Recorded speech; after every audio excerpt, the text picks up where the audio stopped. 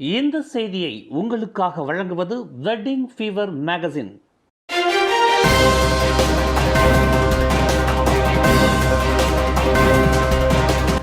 வணக்கம். திசைகளின் 10 மணி செய்திகள். ஈப்போ வட்டாரத்தை உலுக்கிய சூறைக்காற்று, 500க்கும் மேற்பட்ட வீடுகள் கடும் பாதிப்பு, பீதியில் மக்கள். ஈப்போ வட்டாரத்தில் இன்று மாலையில் வீசிய சூறைக்காற்றில் 500க்கும் மேற்பட்ட வீடுகள் கடுமையாக சேதமுற்றன. மாலை 6:30 மணி அளவில் ஈப்போவிலிருந்து சுமார் 8 கிலோமீட்டர் தொலைவில் உள்ள தாசேக் பகுதியில் மையமிட்ட சூறைக்காற்று பல வீடுகளின் கூரைகளை அதன் கோர சுழல் பிடியில் தூக்கிச் சென்றன. தாசேக் பகுதியில் உள்ள வீடுகளில் கூரை தகரங்களும் பலகைகளும் பிளாஸ்டிக் தடுப்புகளும் சூறைக்காற்றில் சுழட்டி கொண்டு வானில் பறந்த காட்சி மக்களை பீதியில் மூழ்கடித்தது. இதில் தாசேக் வட்டாரத்தைச் சேர்ந்த தமான் தாசேக் டமாய், தமான் பெர்துவா, கம்போங் சிப்போர், கம்போங் தாபாஸ் போன்ற பகுதிகள் கடுமையாக பாதிக்கப்பட்டன. இந்தியர்கள் அதிகமாக வசிக்கும் இப்பகுதியில் ஒரு கோயிலும் கடுமையாக பாதிக்கப்பட்டது. சுமார் 30 நிமிடம் சுழற்றி எடுத்த இந்த சூறைக்காற்றில் தாங்கள் உயிர் பிழைத்ததே பெரிய விஷயம் என்று பலர் பதற்றத்துடன் தெரிவித்தனர். பல இடங்களில் மரங்கள் வேரோடு பெயர்த்து கொண்டு சாய்ந்தன, மின் கம்பங்கள் வளைந்தன, சாலைகளில் மர கிளைகள் முறிந்தன. சீன புத்தாண்டை கொண்டாடுவதற்கு இன்னும் ஒரு நாளே எஞ்சியிருக்கும் வேளையில் தங்கள் வீடுகளின் கூரைகள் பெயர்த்து கொண்டு பறந்தது சீன குடும்பங்கள் பலரை சோகத்தில் ஆழ்த்தியது. தாசேக் பகுதியில் இது போன்ற சூறைக்காற்றை தாங்கள் நேரடியாக பார்த்தது இதுவே முதல் முறையாகும் என்று அவர்கள் தெரிவித்தனர். தமான் தாசேக் டாமாயிலும் கம்போங் தாபாஸிலும் கடும் பாதிப்பு ஏற்பட்டது குறித்து மாலை 6:40 மணி அளவில் தொலைபேசி அழைப்பை பெற்றதாக ஈப்போ தீயணைப்பு மற்றும் மீட்பு படையினர் தெரிவித்தனர். சுமார் 30க்கும் மேற்பட்ட வீரர்கள் சம்பவ இடத்திற்கு விரைந்ததாக அதன் பேச்சாளர் ஒருவர் தெரிவித்தார். இச்சம்பவத்தினால் சேதத்தின் மொத்த மதிப்பு உடனடியாக தெரியவில்லை. வரும் ஜொகூர் மாநில தேர்தலில் தேசிய முன்னணி சின்னத்தின் கீழ் போட்டியிடுவதற்கு மக்கள் சக்தி கட்சி நோக்கம் கொண்டுள்ளது. இதனை அக்கட்சியின் தேசிய தலைவர் டத்துஸ்ரீ RS தனேந்திரன் தெரிவித்துள்ளார்.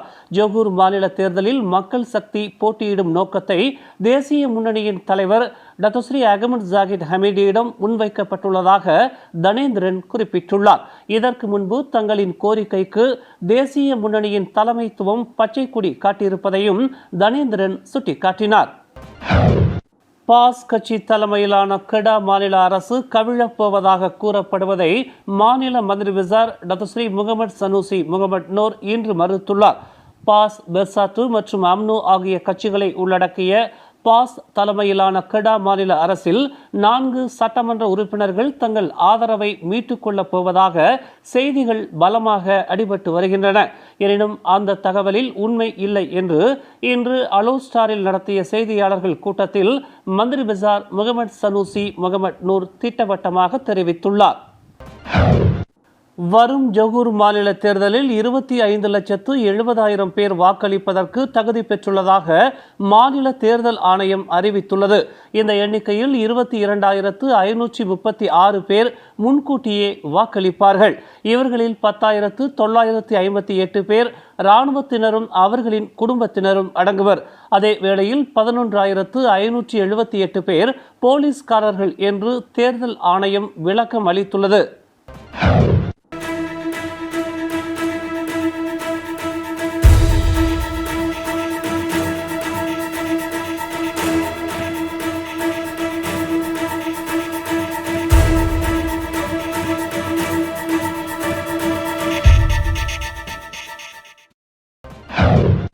நாட்டில் மிகப்பெரிய தமிழ் பள்ளிகளில் ஒன்றான சிப்பாங் பண்டார்பாரு சாலாக் திங்கி தமிழ் பள்ளி ஒரு முன்மாதிரியான பள்ளியாக உருமாற்றம் பெறும் என்று அப்பள்ளியின் புதிய தலைமை ஆசிரியர் ராஜசுந்தரம் உறுதி பூண்டுள்ளார். பண்டார்பாரு சாலாக் திங்கி தமிழ் பள்ளியின் தலைமை ஆசிரியராக கடந்த 2 மாதங்களுக்கு முன்பு நியமிக்கப்பட்ட ராஜீவ் சுந்தரம் மாணவர்களின் கற்றல் கற்பித்தல் தரத்தை உயர்த்துவதே தமது முதன்மை கடமையாகும் என்று தெரிவித்தார். சுமார் 60 லட்சம் வெள்ளி செலவில் 3 மாடிகளை கொண்டு கட்டப்பட்ட பண்டார் பாரு சாலாக் திங்கி தமிழ் பள்ளியில் 280 மாணவர்கள் பயிலும் அதே வேளையில் 26 ஆசிரியர்கள் பணியாற்றி வருகின்றனர். இந்தியர்கள் அதிகமாக வாழும் இப்பகுதியில் மாணவர்களின் எண்ணிக்கையை அதிகரிப்பதற்கு பல்வேறு திட்டங்களை கொண்டிருப்பதாக தலைமை ஆசிரியர் ராஜீவ் சுந்தரம் விவரித்தார். என்னை நன்றாக இறைவன் படைத்தனன், தன்னை நன்றாக தமிழ் செய்யுமாறு அகர முதல் எழுத்தெல்லாம் ஆதி பகவன் முதற்ற உலகு. வணக்கம். என் பெயர் ராஜீவ் சுந்தரம். தேசிய வகை பண்டாபாரு சாலாத்திங்கி தமிழ் பள்ளியின் தலைமை ஆசிரியர். இந்த பள்ளியில் ஏறக்குறைய 2 மாதங்கள் மட்டுமே பணியாற்றி வருகின்றேன். தற்பொழுது இந்த பள்ளியில் வந்த பிறகு பல மாற்றங்களையும் நான் உருவாக்கியுள்ளேன். அடுத்த கட்டத்துக்கு இந்த பள்ளியை நகர்த்தி செல்வதற்கும் சில விஷயங்களை நான் தயார்படுத்தி கொண்டிருக்கின்றேன். ஆகையால் இந்த பள்ளியை மேம்படுத்த வேண்டும், இங்குள்ள மாணவர்களை மேன்மக்களாக உருவாக்கப்பட வேண்டும் என்பது என்னுடைய சிந்தனையில் எப்போதும் உருவாகி கொண்டிருக்க ஒரு விஷயமாகும். அந்த வகையில் மாணவர்களின் கல்வித்தரத்தை உயர்த்துவதிலும் அதோடு மட்டுமல்லாமல் மொழி கலாச்சாரத்திலும் அவர்களை நல்ல வழியில் கொண்டு செல்ல வேண்டும், அடுத்த தலைமுறைக்கு இது கொண்டு செல்ல வேண்டும் என்ற கோட்பாட்டில் நான் உறுதியாக இருக்கின்றேன். அதோடு மட்டுமில்லாமல் இந்த பள்ளி எடுத்துக்கொண்டால் பெற்றோர் அரசு சங்கம் அல்லது எல்பிஎஸ் பள்ளி மேலாளர் வாரியமும் துணையாக நமக்கு நிற்கின்றன. எல்லா நேரங்களையும் அவர்கள் நமக்கு தோள் கொடுக்கின்றார்கள். அந்த வகையில் இந்த பள்ளியில் உள்ள மாணவர்களை அதிகரிக்க வேண்டும், மாணவர்களின் வருகையை மேம்படுத்த வேண்டும் என்ற நோக்கம் எனக்கு உண்டு. எல்லா வகையிலும் கடைசியாக இறுதியாக இந்த பிள்ளைகளின் கல்வி வளர்ச்சிக்கு நான் முக்கியத்துவம் கொடுப்பேன் என்று நிச்சயமாக நம்புகின்றேன். அந்த வகையில் பெற்றோர்களின் ஆதரவும் நமக்கு சரியாக இருக்கின்றது. பள்ளியின் மேலாளர் வாரிய தலைவர் டாக்டர் இப்ராஹிம் ஷா விவரிக்கையில், அடிப்படை கட்டமைப்புகளையும் வசதிகளையும் கொண்டுள்ள இப்பள்ளியின் புதிய தலைமை ஆசிரியர் ராஜீவ் சுந்தரத்தை வரவேற்றதுடன் பள்ளி நிர்வாகத்தினர் மேலாளர் வாரியத்துடன் இணைந்து பணியாற்றுவதன் மூலம் பண்டார் பாரு சாலாக் திங்கி தமிழ் பள்ளி ஒரு முன்மாதிரியான பள்ளியாக திகழும் என்று நம்பிக்கை தெரிவித்தார். வணக்கம். நான் டாக்டர் இப்ராஹிம் ஷா, எல்பிஎஸ் பண்டார் பாரு சாலாக் திங்கி தமிழ் பள்ளி தலைவர். குறிப்பாக இன்றைக்கி நம்ம பார்த்தோன்னா பண்டார் பாரு சாலாக் திங்கியில் ஒரு சிறப்பான ஒரு பள்ளிக்கூடம். இந்த பள்ளிக்கூடம் இன்றைக்கு 200 மாணவர் உள்ள பள்ளிக்கூடம் அரசாங்கத்தோட இதில் இங்கே கட்டப்பட்டது. ஆகவே எங்களோட நோக்கம் என்னன்னா, எல்பிஎஸோட நோக்கம் என்னன்னா, குறிப்பாக எல்லா வசதிகளும் இருக்கின்றது. குறிப்பாக பிள்ளைங்களோட கல்வி தரங்களை உயர்த்த வேண்டும் என்ற நோக்கத்தில் பல திட்டங்கள் நாங்கள் போட்டுக்கிட்டு இருக்கோம். ஆகவே அதெல்லாம் நிறைவேற்றினா கண்டிப்பாக நம்ம பிள்ளைங்களோட படிப்பு கண்டிப்பாக சிறப்பாக போகிறதுக்குள்ள வாய்ப்பு இருக்கின்றது. ஆகவே நாங்கள் மட்டும் இல்லை, நாங்களும் எல்பிஎஸும் சேர்ந்து இதை 2 பேரும் சேர்ந்து ஒத்துமையாக இருந்து பல இதெல்லாம் செஞ்சுக்கிட்டு இருக்கோம். குறிப்பாக நம்ம பண்டார் பாரு சாலாக் திங்கி தமிழ் பள்ளிக்கு. ஆகவே இந்த வேலையில் எங்களுக்கு ஒரு புதிய தலைமை ஆசிரியர் வந்திருக்காரு, ஆசிரியர் ராஜீவ் அவர்கள். கண்டிப்பாக அவரும் எங்கள் கூட இணைந்து வேலை செஞ்சால் கண்டிப்பாக நம்ம இந்த சாலாக் திங்கி பள்ளியை சிறப்பாக எடுத்துகிட்டு வரலாம் என்று எங்களுக்கு முழு நம்பிக்கை இருக்கின்றது. சுற்று வட்டாரத்தைச் சேர்ந்த அதிகமான இந்தியர்கள் தங்கள் பிள்ளைகளை தமிழ் பள்ளியில் சேர்ப்பதன் மூலம் தாய்மொழி கல்வியுடன் பன்மொழி ஆளுமையை நமது மாணவர்கள் பெற முடியும் என்று இப்ராஹிம் ஷா நம்பிக்கை தெரிவித்தார். அடுத்த வாரம் சீன புத்தாண்டு கொண்டாட்டத்தை ஒட்டி போர்டிக்சனுக்கு சுமார் 25,000 வாகனங்கள் வரலாம் என்று எதிர்பார்க்கப்படுவதாக மாவட்ட போலீஸ் தலைவர் ஐடி ஷாம் முகமது தெரிவித்துள்ளார். சீன புத்தாண்டு காலத்தின் போது மக்களின் பொது நடமாட்டத்திற்கு அரசாங்கம் அனுமதி அளித்ததை தொடர்ந்து அடுத்த வாரம் பொது விடுமுறையின் போது அதிகமானோர் போர்டிக்சனுக்கு வருவார்கள் என்று எதிர்பார்க்கப்படுவதாக ஐடி ஷாம் குறிப்பிட்டுள்ளார். கடந்த வெள்ளிக்கிழமை பெந்தோங்கிற்கு அருகில் சென்ட்ரல் ஸ்பைன் ரோடு நெடுஞ்சாலைக்கு செல்லும் மெம்பாக்கா சாலையில் நிகழ்ந்த கோர விபத்தில் ஒரே குடும்பத்தைச் சேர்ந்த 4 பலியான சம்பவம் தொடர்பில் அவர்கள் பயணம் செய்த வாகனத்தை மோதிய வாகன ஓட்டுநரை 7 நாள் தடுப்பு காவலில் வைப்பதற்கு போலீசார் நீதிமன்ற அனுமதியை பெற்றனர். அந்த ஆடவர் போதைப் பொருள் உட்கொண்ட நிலையில் வாகனத்தை செலுத்தியது உறுதி செய்யப்பட்டுள்ளதால் விசாரணைக்கு ஏதுவாக அவரை தடுப்பு காவலில் வைப்பதற்கு ரவூப் நீதிமன்றத்தில் அனுமதி பெறப்பட்டுள்ளதாக பெந்தோங் மாவட்ட போலீஸ் தலைவர் சூப்பரண்டன் ஜைகான் முகமது கஹார் தெரிவித்துள்ளார்.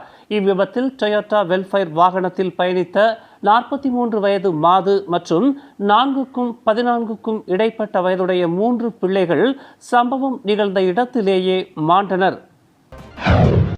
காட்டு பாதையிலிருந்து விலகி கிராமத்திற்குள் நுழைந்து சுற்றி திரிந்த ஆண் யானை ஒன்று வனவிலங்கு தேசிய பூங்கா துறையினரால் நேற்று சனிக்கிழமை வளைத்து பிடிக்கப்பட்டது.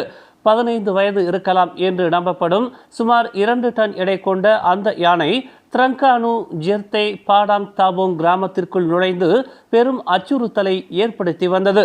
பொதுமக்கள் தந்த புகாரை தொடர்ந்து அந்த யானை திரங்கானு வனவிலங்கு தேசிய பூங்கா அதிகாரிகளால் நேற்று பிற்பகல் 2:15 மணி அளவில் வளைத்து பிடிக்கப்பட்டது.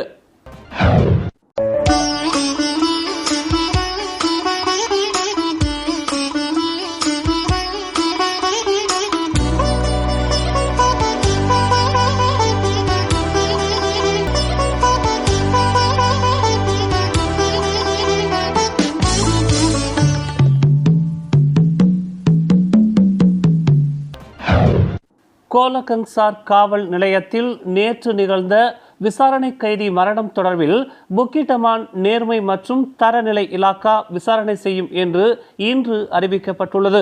கோலகங்சார் கம்போங் தெமோங் ஹிலிர் என்ற இடத்தில் தமது தந்தை மீது வெறித்தனமான தாக்குதலை நடத்தியதாக நம்பப்படும் 33 வயது ஆடவர் போலீஸ் விசாரணைக்காக தடுத்து வைக்கப்பட்டிருந்தார்.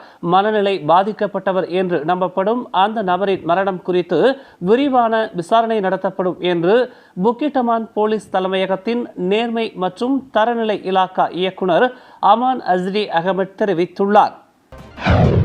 சாலைகளை பந்தய திடலாக மாற்றும் மாட் ரெம்பிட் மோட்டார் சைக்கிள் ஓட்டிகளுக்கு எதிராக நேற்று சனிக்கிழமை இரவு பினாங்கு போலீசார் மேற்கொண்ட நடவடிக்கையில் 43 பேர் கைது செய்யப்பட்டதுடன் அவர்களின் மோட்டார் சைக்கிள்களும் பறிமுதல் செய்யப்பட்டன.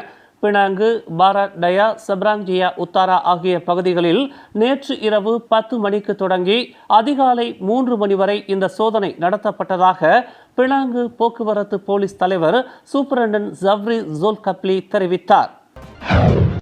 வாகனம் ஓட்டும் பயிற்சி பள்ளிகளிலிருந்து லைசன்ஸ் பெற்றவர்கள் அதிக அளவில் விபத்துகளில் சம்பந்தப்படுவதாக பதிவுகள் காட்டுமானால் சம்பந்தப்பட்ட வாகனம் ஓட்டும் பயிற்சி பள்ளிகளின் பெர்மிட் ரத்து செய்யப்படும் என்று சாலை போக்குவரத்து இலாக்காவான ஜேபிஜேவின் தலைமை இயக்குனர் டத்தோ ஜைலானி ஹஷீம் எச்சரித்துள்ளார். இதன் தொடர்பில் தேர்வு பெற்ற வாகன ஓட்டிகளுக்கு லைசன்ஸ் வழங்கும் சிட்டையில் அவர்கள் எந்த வாகனம் ஓட்டும் பயிற்சி பள்ளியில் பயிற்சி பெற்றார்கள் என்பதை அடையாளம் காட்டும் குறியீட்டு முறை ஒன்றை ஜேபிஜே உருவாக்கவிருப்பதாக ஜைலானி ஹஷீம் குறிப்பிட்டுள்ளார். மலேசிய ஊழல் தடுப்பு ஆணையமான SPRM-இனால் தமது அதிகாரிகள் அச்சுறுத்தப்பட்டு வருவதாக முன்னாள் கல்வி அமைச்சரும் சிம்பாங் ரெங்காம் எம்பியுமான டாக்டர் மஸ்லி மாலிக் கூறியுள்ள குற்றச்சாட்டை அந்த ஆணையம் இன்று மறுத்துள்ளது. அந்த முன்னாள் கல்வி அமைச்சரின் கூற்று முற்றிலும் முரணாக இருக்கிறது என்று SPRM இன்று வெளியிட்டுள்ள ஒரு அறிக்கையில் தெரிவித்துள்ளது. எனினும் மஸ்லிக்கு எதிராக 2 புகார்கள் பெறப்பட்டுள்ளதாகவும் அவை குறித்து விசாரணை செய்ய வேண்டிய கடப்பாட்டில் SPRM இருப்பதாகவும் அது விளக்கமளித்துள்ளது. நாட்டில் கொரோனா தொடர்பில் கடந்த 24 மணி நேரத்தில் 4915 புதிய சம்பவங்கள் பதிவு செய்யப்பட்டுள்ளதாக சுகாதாரத்துறை அறிவித்துள்ளது. இத்துடன் கொரோனா சம்பவங்களின் மொத்த எண்ணிக்கை 28,65,984 பதிவாகி உள்ளதாக சுகாதாரத்துறை குறிப்பிட்டுள்ளது. நாடு முழுவதும் உள்ள முதன்மை நெடுஞ்சாலைகளில் இன்று மாலை வரையில் வாகனங்கள் மெதுவாக நகர்கின்றன. வடக்கு தெற்கு நெடுஞ்சாலை உட்பட கிழக்கு கரையோர நெடுஞ்சாலைகளில் அதிகமான வாகனங்கள் காணப்படுகின்றன. காராக் நெடுஞ்சாலையை நோக்கி செல்லும் முதன்மை பாதையில் கோம்பாக் டோல் சாவடியில் இருந்து கெந்திங் செம்பா வரை வாகனங்கள் மெதுவாக நகர்வதாக நெடுஞ்சாலை வாரியம் அறிவித்துள்ளது. சீன புத்தாண்டு வரையில் நெடுஞ்சாலைகளை அதிக வாகனங்கள் பயன்படுத்தக்கூடும் என்று எதிர்பார்க்கப்படுகிறது. மேலும் செய்திகளை தெரிந்து கொள்ள கீழே இருக்கும் பெல் பட்டனை அழுத்துங்கள். உங்கள் மகிழ்ச்சியை வெளிப்படுத்த லைக் மற்றும் ஷேர் செய்யுங்கள். தொடர்ந்து திசைகளோடு இணைந்திருக்க சப்ஸ்கிரைப் செய்யுங்கள்.